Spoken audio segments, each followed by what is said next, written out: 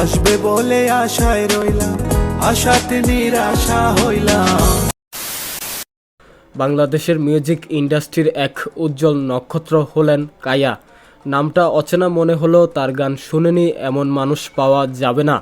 আসি বলে গেল বন্ধু, কৃষ্ণ আইল রাধার কুঞ্জে, নতুন প্রেমে, বসন্ত বাতাসে, আজ পাশা, আমার বন্ধু আবি হনেরে, এমনই শত লিজেন্ডারি গানের কারিগর হচ্ছে কায়া। অনেকে মনে করে থাকেন হাবিব ওয়াহিদ এই গানগুলো গেয়েছে। আসলে হাবিব মূলত গানগুলোর মিউজিক কম্পোজিশন করেছে।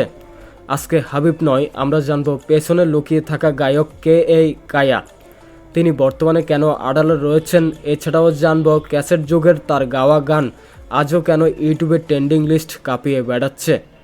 রঙের দুনিয়া তোরে চাই না, চাই না। যাই হোক, বাংলাদেশের সিলেট জেলার একটি মধ্যবিত্ত সঙ্গীত পরিবার থেকে বেড়ে ওঠেন কায়া। তিনি প্রাক্তন শাহ আব্দুল করিম, দূরবীন শাহ প্রমুখের গানগুলো ছোটবেলা থেকেই তার হৃদয়ে ধারণ করেছেন এবং 2003 সালে তার কৃষ্ণ নামের অ্যালবাম বের হয়, যার কম্পোজিশন করেন হাবিব। পরবর্তীতে কায়া এবং আরেক লিজেন্ড শিল্পী হেলাল মিলে মায়া নামে অ্যালবাম প্রকাশ করেন এবং সেটিরও কম্পোজিশনে রয়েছে হাবিবের হাতের ছোঁয়া। কায়ার প্রতিটি অ্যালবামের গান কোটি ভক্তের হৃদয়ে ব্যাপক সাড়া ফেলেছে। অডিও জগতে ক্যাসেট যুগের সময়ে ডিজে গান বলতে কায়া এবং হেলালের গানই সবচাইতে আলোচিত। সেই সাথে হাবিবের নাম বারবার আসে, কারণ তার মিউজিক কম্পোজিশন গানগুলোকে এক অনন্য ফিল দিয়েছে। সঙ্গীতশিল্পী কায়ের গানের পাশাপাশি আরেকটি পরিচয়, তিনি একজন ব্রিটেন প্রবাসী, আর যার জন্য তিনি খুব বেশি দেশে থাকেন না। ওই অ্যালবাম প্রকাশ পর্যন্ত দেশে, বাকি 6 মাস বিদেশে, এভাবেই কাটছে এই শিল্পীর জীবন। তার জীবনের প্রথম কৃষ্ণ অ্যালবামটি দেশের পাশাপাশি ব্রিটেনেও তুমুল জনপ্রিয়তা পেয়েছে। বয়স বাড়ছে, তাই তো এই গুণী শিল্পীরা মিউজিক অঙ্গন থেকে হারিয়ে যাচ্ছে। তবে সম্প্রতি সময়ে তাকে নিয়ে বেশ আলোচনা হলেও কেউ তার ইন্টারভিউ নিতে পারেনি, কারণ তিনি তার নিজস্ব কাজে প্রতিনিয়ত ব্যস্ত থাকেন। আর এজন্যই তিনি লিজেন্ড, কারণ তিনি সবসময় আড়ালেই থাকতে ভালোবাসেন।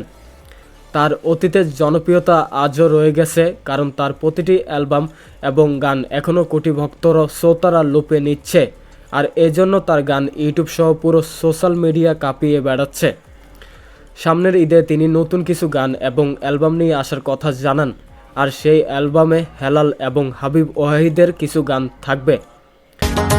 বাসর হইল উজালা গো, বাসর হইল উজালা, নতুন প্রেমে মন মজাইয়া করে কি মস্ত ভুল, মনে লই সারিয়া যাইতাম তোয়া বাড়ি ঘর বন্ধ, তো রাখো বন্ধু সুখে সেল দিয়া মোর বুকে, ভিতরে পুরিয়া সারা মাটি হইয়া যায় আঙ্গারা, কেন তো হাবিব ওয়াহিদ এবং কায়ের বন্ধুত্বের গল্পটি বেশ চমৎকার, যা মূলত লন্ডনে শুরু হয়েছিল।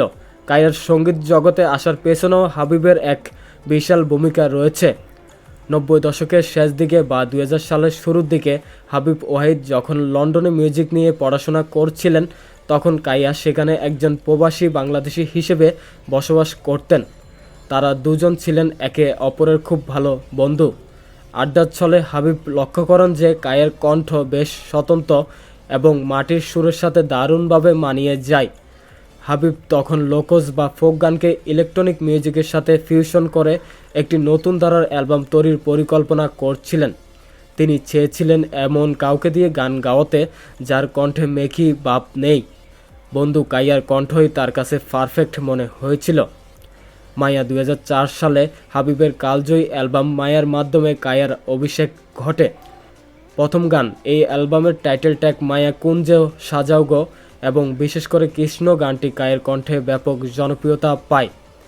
কায়ের কণ্ঠের মধ্যে যে মেঠো সুর এবং গ্রাম বাংলার ছোঁয়া ছিল, তা হাবিবের মডার্ন কম্পোজিশনের সাথে মিশে এক অদ্ভুত জাদু তৈরি করছিল।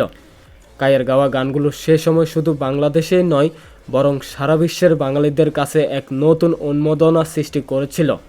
পরবর্তীতে হাবিবের আরও কিছু প্রজেক্টে কায়াকে পাওয়া গেছে।